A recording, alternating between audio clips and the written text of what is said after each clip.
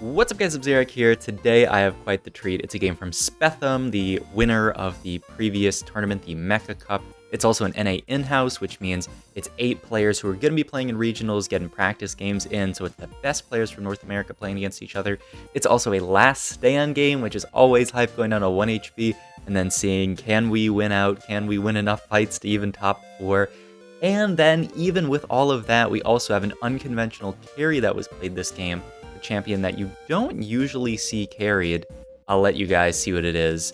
Hope you guys enjoy. Bye. What's up guys, Sub-Zeric here with something pretty special. So as you can see from the people in this lobby, Bosso Skills, Ripple Overdrive, Deepay, Clear, Malala, of course we're watching Spethom's POV, Weishan Iverson, and Replay. These are all very, very good players at TFT. This is actually a North American in-house lobby ahead of regionals, so all the best players are getting together to play with just each other. They don't want any randos in their lobby, so we get to see the best play each other and potentially test out new strategies or maybe prep what they might be playing in tournaments. So it's really, really cool to watch these lobbies. We get an admin check here. Let's see what it is. Combat start team gains 25 AP on ally death. I mean, yeah, this one definitely seems solid. From a tier start, you'd want to angle something more AP. You can maybe actually fit this in at some point. If you hit like LeBlanc in the early game, it'll be really, really easy to fit in. The problem is actually fitting it in late game, but you could definitely just use it in the early game right now. All right, combat training obviously seems horrible here. Luden's Echo is a pretty solid augment these days. Let's pull over these stats. It used to actually not be very strong, but Luden's Echo, Golden Luden's Echo, averages a 4.44 when taken first. I think it's the most reasonable take from here. Best case scenario, you'd be able to make like a static shiv or a blue buff to pair with it. But I think it's fine here. Metabolic would be the other consideration, of course, and it looks like Spethom's looking to try to figure out which one he wants. He's between the two, and he's actually scouting a bit to see, like, okay, am I going to actually lose streak in this lobby? Because if he thinks he's going to lose streak, then maybe he could think about actually playing around that. Surely, he's actually not going to level here, it looks like. I think surely you level here to just get in Gadgetean. But I mean, this is definitely the strongest board he can play without getting in Gadgetean. Looks like he's just going to play for a loss streak. Obviously, you know, like his board can't super hard streak if he levels, but I think it would save him a lot of HP. But we'll see. The other upside behind not leveling here is that he's going to be able to have a higher shot of actually hitting like Lulu 2 here, Poppy 2, though he's only got the 1. And he's sort of committed to this Gadgetean opener. I'm probably not going to post the video that I recorded before this, watching him play Gadgetean into a Viego carry game where he just went 5th from an insane spot. But I do think it definitely seems like he's leaning towards this Gadgetean opener. I'm curious why exactly. I mean, I think it's fine for AP. You don't really want to hit a lot of the Gadgetean augments if you're angling AP because you want those more for like a sort of a Gnar setup. But yeah, he's got a Vex in his shop. He has A tier and Luden's Echo. I mean, if you can get to a blue buff, that feels really good for a Vex. It's a little bit interesting when thinking about Vex because you want blue buff, surely. I mean, it's a very, very strong item on her, but she also has no way of gaining AP. So hitting Archangels feels really, really good. So it's like you want to make blue buff, but then like if you make blue buff, then you're using a tier that you want for Archangels. So curious to see what he ends up taking off Carousel here. If he, I mean, you can definitely angle Vex from this spot. Seems fine. And you had a 3-cost duplicator, and that's a Vex with Rod. Okay, I mean, it doesn't get much easier. That he's sitting up in his chair.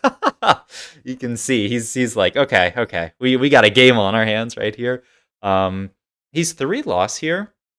So there's 2 schools of thought. Just make the Vex 2 and play for streak here. Oh, or just make it without the duplicator. Okay, that's all good. That is completely fine. Does he want to get in? Nah, I mean, you definitely want to hold the Nasus, which is the problem, but I mean, you're just going to streak. You can, I mean, you definitely slam that there, and then you slam Archangel if you think it's going to make a difference in the fight, and it very well could, so I would definitely slam it. Okay, looks good. Yeah, the only problem is you want to hold this Nasus here, and you're actually going to lose again, but I mean, you'll make a lot of gold for it, and I guess the copium is that like Nasus will come back. You really don't want to break 20 here. Okay. I mean, he's got 4 Vexes, basically, with this duplicator. Now, this is actually a situation where you're 4 loss here. You really, really want to lose this fight. I would definitely look to make 30 gold here. And I would be very interested in potentially like selling this Annie, putting in like an Ezreal over this fight. Because if you win this fight, it's really bad. But actually, I mean, if you look at his matchups, it looks like he's fighting pretty strong. Oh, but I mean, he fights Ripple. He's level 4. Okay. Looks like he... Oh... I mean, like this is not good. This is actually just a huge misplay. This like if he had done what I said there and swapped the Ezreal in, he'd be 5 loss here. Would take a little bit of extra damage, but he'd be in an amazing spot. Um, I don't know. He's fallen very far down in his chair. I don't know what exactly is going on with Spethom. For those of you who don't know Spethom, if you guys want the rundown, he won the most recent cup, the Mecha Cup. Though he said he considers himself a for fun player, but I mean, if I looked at how many games played this guy has per set, it would probably be not something that I would consider for fun. But you know, everybody says interesting stuff. Get a level here and roll really deep, actually. Wow. Finds a Belveth and finds a Garen, and he's going to play a 4 defender board. I mean, this looks nice.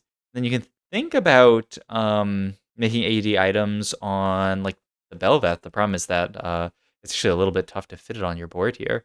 It's pretty interesting. I don't know what he's doing with his hand, by the way. This guy's kind of losing it. So it's almost like with these items, it's a bit harder to play around Vex reroll. Augments wise, Last Stand, Exile's Ascension. I mean, I like Ascension a lot with Vex, especially with Archangels. I think it's very, very strong. So I would lean towards this. Last Stand's at Augment that a lot has been said about it. It's always a fun one to see get taken. Okay, it's actually going to angle the Last Stand. And then I would look at, yeah, you can end up getting these guys in. You can look to slam. Ooh, he goes for Titans TG. Titans TG, really? Those are the items. I mean, wow, look at the TG items that Belveth rolled. I was thinking more like Last Whisper. Last Whisper for Jhin, hold bow item for Jhin, and then hold chain for a frontline item. Where's this Titans going later? Is he gonna try like a mech line? I know some people have talked about I think actually Spethom himself was talking about like a mech Jhin line. And so he can put the Titans later onto like mech. So perhaps that's what he's angling for. It would make a lot of sense with like the Last Stand, because I think that board can cap really, really high. And he of course already has the Garen, but it's sort of interesting that like if maybe he was thinking about playing mech that he doesn't have the Titans on Garen already. He's put on Aatrox though, but like like if you think a little bit further, it kind of makes sense, right? Like until you mech the Garen, it's better on Aatrox, one would think. Um, but really interesting game so far already. It's a quite weird angle to play, and he rolled really, really aggressively at 3-1, which I recall someone saying that they felt like this patch was sort of like one of those fast 8 patches. I mean, the way Spethom rolled this game is not indicative of this being like a fast 8 patch. I mean, he could take ASOL just for ASOL. He doesn't. He opts to just go for tier here. So he's still looking for Vex items, I would imagine. I think if you want to play like a Riftwalker comp, which, I mean, who knows if it's actually what Spethom's interested in playing. I think ASOL is like almost necessary. I feel like this unit does so much in this comp. The main reason because Jhin likes to snipe really low units, and ASOL does a really, really good job of getting the entire team really low, and then, you know, you just have Jhin snipe off everyone. So that's the case. He doesn't end up taking the ASOL, though. Is just going to itemize Vex here. So, okay. I mean, I can definitely see with Ludens, with this duplicator, wanting to find Vex 3. That would be the default game plan, but he's not really playing the default game plan because he's not holding mascots, right? He does not have that Nasus that he could have held like 10 years ago but decided not to hold. It doesn't have an Alistar or anything. Is really, to me, it looks like playing into sort of like a Riftwalker flex angle, which is one of the stronger comps this patch, in my opinion. Look at who he's fighting. Ripple Overdrive is playing basically that. Jhin with Deathblade, and then a random Vex 2 on the board. And then, you know, you get in a Morgana, and you get in just kind of whatever. I think this might be the strongest comp of the patch. I guess we will see as the patch ends up unfolding. But just Riftwalker Flex, I think, from the limited games that I've seen since like this patch just came out, has seemed really, really strong. So curious to see how the rest of the game goes for Spethom and for people like Ripple, how he ends up doing. I mean, Shojin's a completely serviceable slam. He's going to roll more at 7 here, so it looks like he is pretty committed to trying to hit Vex. You can play around Rammus 3, so yeah, I think it's completely fine to grab that. And he's just going to play 4 Mascot. Okay, so it looks like he is angling towards just sort of like the normal Mascot Vex. Doesn't want to build... the reason why he didn't opt to build like a Last Whisper is because he wanted to just greed for better items on his units, because Jhin is not the primary... thing that you need to worry about in this comp. Isn't slam Shojin yet. I mean, he doesn't have to. You know, if he wins a fight, he never has to slam it. Let's look at augments. Oh my god. Okay. So I didn't. I can pull the stats over again, but if you look at stats, actually, they see me rolling is the highest win rate 5-cost augment in the game. Now I bet if you actually like delved a bit deeper into those stats and went to like traits with this, I feel like a decent part of it might be this like Gadgetean line. Curious to see what it looks like. I mean, even with only 2 mascots, it still has an insane average. Riftwalker is what we really want to look for here. And look at that. I mean, yeah, they see me rolling actually looks a lot worse when you're playing this comp. Average is a 4.2, which is, not bad. The other option would just be Contagious Laughter. And so, like, if we want to dig into the stats there, why not do it for fun? Contagious Laughter, open this up, and then go to Traits. And look at 6 Mascot. It averages a 4.0. So much, much better than they see me rolling generally. And I think that makes sense here, right? You can go TG Nunu, of course, but you're not really going to have like a 3-item Nunu. I don't know, TG is very good. But the big thing is that you're not going to have Gadgetean in, which like you really want. Also, what is this in this? Was that always there? Was that little, oh, that's his like music. I was like, was that little guy always staring at me? So yeah, I think I would just angle Contagious Laughter here. I feel like it makes a good amount of sense. I mean, maybe you could argue that they see me rolling with like Last Stand. You could get a lot of value out of it, but yeah, he does actually angle the they see me rolling. Hits Vex, gets the Nunu in, of course. Needs to find a Jin, right? If he hits Jin, then he can get 6 Mascot in. Though the problem now is that he would have to cut both Ramesses, right, to get 6 Mascot in. That would use every slot at 7, right? Because you have to play 3. Um, yeah, you have to play 3 Rift Walker to play 6 Mascot. So yeah, he would actually like if he hits, and he's gonna sell those. I think that makes a lot of sense. If he hits um a Gen, he would actually have to cut Rammus, right? Unless he's playing multiple duplicates, which no, that's not the case. So that's a little bit awkward. But I mean, once he goes 8, he'll spike pretty decently. Now there's sort of this tension between like going 8 and staying 7. Like you want to be able to hit Vex 3 this game. You want to hit Rammus 3 because you have 6 Rammuses. Probably, I would say from this spot. I mean, you econ up the rest of the stage, very likely. And then I would say just roll it at 5-1. Speaking of roll, by the way, this Nunu is actually just an absolute monster. So maybe we will see just the power of they see me rolling this game. I guess only time will tell. And a JG or some kind of damage amp item looks really good on this Vex. Ends up taking tier plus giant plus giant spelt. The big thing is this gives him another Vex, so now he's only 2 Vexes off Vex 3. I'm still like the HP that he's at plus the last stand, I don't feel a need to roll deep here. So I think I would absolutely just chill for a couple of rounds. Is he interested? It looks like he's not interested at all in redemption with these item components, but I don't completely hate it. You'd have to look at the lobby. The other issue is it's not really that great on Rammus.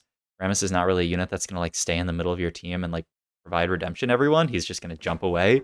So he might get a redemption proc off early and then jump away and never get another proc. So not the best holder of it. So I could see not making it. He's actually gonna make this he's gonna make this Pike too. Okay. It just seems so far away from getting Pike in, right? I mean, once he hits 6 Mascot on 8, his board will be very, very strong, but to me, that seems very far away. I would consider just not making this Pike, but maybe he does have a plan of just going 8 here and delaying himself hitting everything 3 just because the spike at 6 Mascot is so, so big. Wow, he gets creamed in this fight by a Clips Prime and then Renegade +1. So, I mean, we said we were going to check back in on Ripple Overdrive, and my god, he's popping off with that version of the board. I guess the other idea is maybe you just sack it until 5-2 because you have this last stand, and then you say, I'm going to go 8 and hit everything. Oh my god, he hits a buff. The question is, do you want to build blue buff? Makes Warmogs. These are his item components. Like GS feels good, but then you're stuck with blue buff. If you make blue buff Vex, you just have a ton of mana items, which feels a little bit bad. And you have a GS that's kind of dead. He's hovering on this chain. I wonder if it's like, I don't know. I really want to see my board again here. Okay, because let's actually think this out. You go Static Shiv, which is very solid. The problem is, where is Static Shiv going? I don't want to put that on Vex. That feels really bad. You could go Titans on this Rammus, I guess, and make blue buff. Doesn't sound awful, but doesn't sound great. I'd really love to make, like, GS is definitely the best item you can make on Vex here. The problem is then you're stuck with blue buff. You don't really actually have anyone to hold this blue buff here, like Malphite, I guess. Then you're playing down an item, which feels pretty bad. I think maybe I would go Titan's blue buff. It's an awkward spot, though. Is there something, like, you're never making RFC, Q-Cone seems quite bad. So yeah, you could either go Titan's blue buff, or you could go, like, GS blue buff, or you could go, like, Shojin, Static Shiv. Yeah, I kind of like just finishing out both their items. Okay, he is going to end up grabbing the Titans, and he is going to roll at 7. Okay, this was his plan. But yeah, the only problem, in my opinion, with this plan. Okay, and like getting Jinin actually does feel. Oh god, this feels horrible. Getting Jinin does allow him to build a Static Shiv, but here's the problem, right? If you're rolling on 7, you can't play Jin. I kind of think maybe he's going for this angle here where he rolls on 7 until he finds one Jin, and then he levels. That could definitely be the plan, so just level up here. I mean, it's too big of a spike at this point. Yeah, I like this a decent bit. And then you have your 6 Mascot in. You can... Well, he's not going to sack at all, but I was thinking... I mean, now at this point, you have to roll it down to 0, right? You're 1 off Vex 3, and now you're 1 and 1 off with this duplicator. So I like this play a lot, actually. So making the Protector's Vow and then the Static Shiv. These are, I mean, 2 very, very solid items, and he is allowed to just get the Jin in when he rolls on 7 and then levels to 8. It's kind of a nice, it's not really best of both worlds. It's sometimes, in some ways, it's almost like worst of both worlds. Rolls here, hits Rammus. I'm curious actually why he rolled there. Because were you ever selling Nunu for Rammus here? Because, like, he rolled and hit what he want, right? I mean, I guess, like, the question is if you hit, like, Nunu here, would you sell Rammus? He's 19 HP with Last Stand. I don't think I would. I'm pretty sure I don't know. I'm a bit surprised he actually makes that extra roll there, because I don't really see why. And, like, you can see the downside to it. Now he has to lock this shop, and he loses out on another free reroll. And, like, you know, he's never dead here. He's Last Stand. So, yeah, it's pretty bad. Upside is he has a Rammus 3 if he wants to take it. Down to 7 HP. He can take whatever he wants here. We would really like a Vex item, and there's just not one. Is just going to take Ox Force +1. Yeah, that seems very reasonable. Okay. Where's it going? Malphite? Pike? Malphite? Pike? Pike, maybe? We'll see. Actually, I mean, Malphite's the mascot. Does end up hitting Rammus here. There's no way it's going on Jin. Oh, it's going on Vex! Whoach. I hate this, I think. Under what fight is Oxforce going to, like, save your Vex? Like, is that going to swing the fight? I'm pretty sure if they're on Vex, you're just losing. But I don't know. We'll see. Like, Vex having Oxforce here, does it make a diff? Not really. I mean, maybe the idea is that with Last Stand, and, like, he did actually greed the rolls for Last Stand. Maybe the idea is that with Last Stand and the amount of healing that Vex is going to get, maybe it will make the most sense. I don't know. I guess we'll see. Okay. Makes the quick swaps, but I mean, you can't actually do that quick of swaps with this comp because you will accidentally move Zac and then lose Riftwalker, which feels horrible. So don't do that. I've done it once or twice and it's felt really bad. But I mean, with Last Stand procced, I think this comp is very, very strong. Though, I mean, look, we fought Replay, who, I mean, it was a solid win, but Replay is 50 gold here.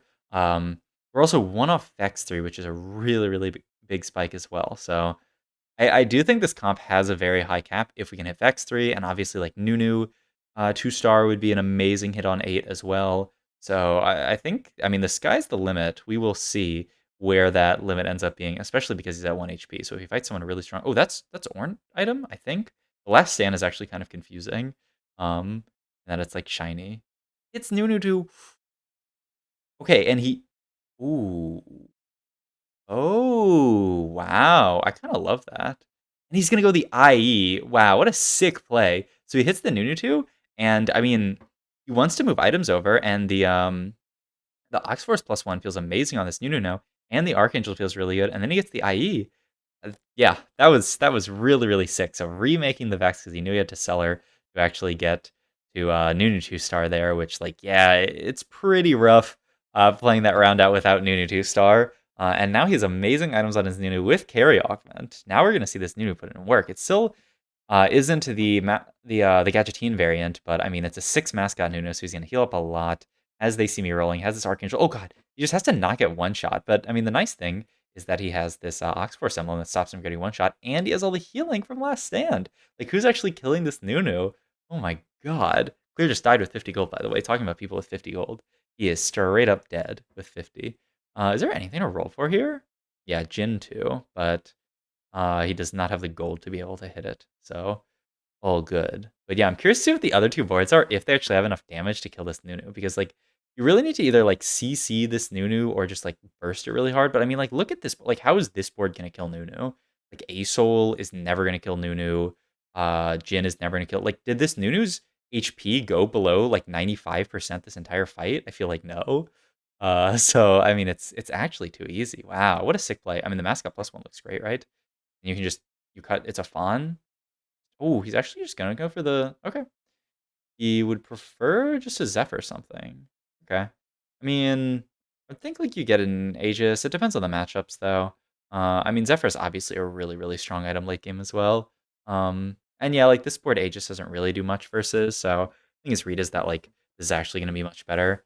Ends up deferring a Garen, which feels pretty good. I guess of any board, this is the board that would be able to kill Nunu, right? They have Ace proc from Samira. They actually had some CC, though Nunu managed to get through it. The Ezreal won't do a great job of killing it. Yeah, I mean, Samira basically just has to shoot an entire ult into this Nunu, and that's the only way for someone to kill him, I would imagine. But I guess we'll see over the next couple of fights. He does still have this Zephyr here. So I mean, really, just I would imagine you want to hit backline. Yeah, you want to hit like Samira. Oof, ends up hitting just a random PF, which is not amazing, but not horrible. The other thing is you just really want your Nunu to avoid all of this CC, because there actually is quite a bit of it on this board. Looks like he's gonna do just fine though. Rolls over that. Oh, he actually got really low. Oh my god, he died. He died. The Nunu's dead. And the Rammus, oh my god, he actually goes third from there. This so, like I said, like this is the only board that actually has a good shot of killing Nunu, and they managed to just with enough CC get the Nunu down. Wow, what a crazy game! I mean, Last Stand games are always very entertaining to watch. Hope you guys enjoyed this VOD review. If you did, please like, comment, and subscribe, and check out my Twitch and all my other links down below. Thank you, thank you, thank you. Bye.